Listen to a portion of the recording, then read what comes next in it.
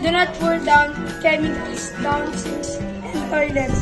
Pouring down chemicals in sinks or toilets can cause many problems for the environment, such as damaged sewer pipes, leaking problems for sinks, water, and more.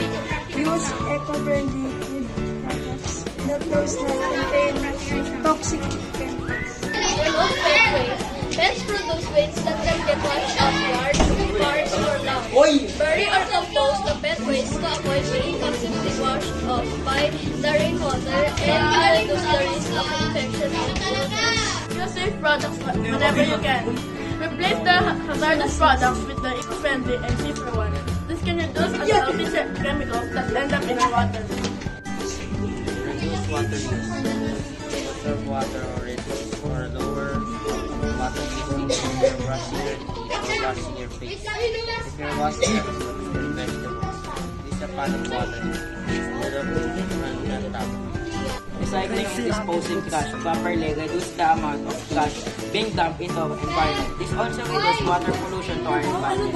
Have clean up streams of waterways in your neighborhood or community.